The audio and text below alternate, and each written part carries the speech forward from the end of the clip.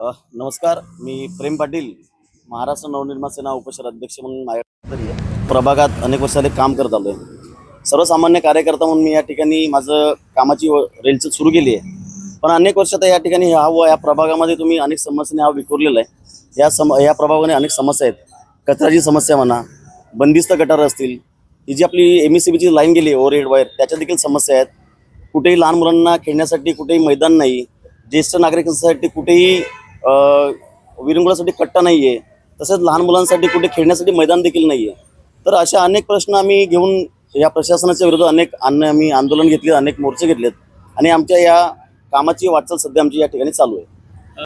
मला असं वाटतं गेली अनेक वर्ष आपण तुम्ही बघायचं आता जेव्हापासून कोरोना काळ लागला आहे त्या काळापासून इथे या प्रशासन या ठिकाणी बसलं आहे आणि प्रशासनाला कोणतरी बावल्यासारखं हलवतोय की असं वाटतं की कारण ते कुठलीही कामं या प्रभागामध्ये होताना दिसत नाही।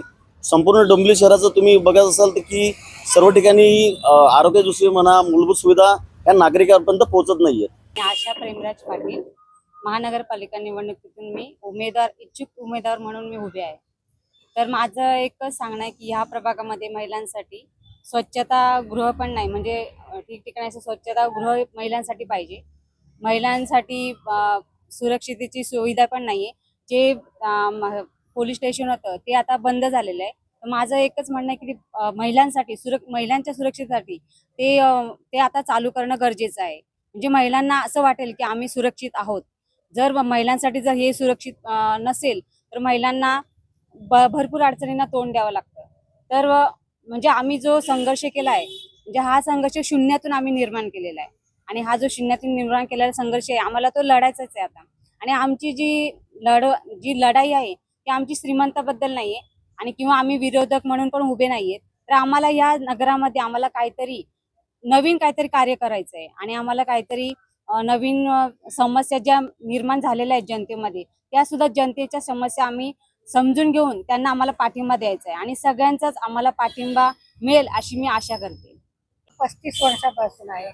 पाण्याच्या एवढ्या अडचणी आहेत की काही लोकांना पाणी प्यायला सुद्धा मिळत नाही।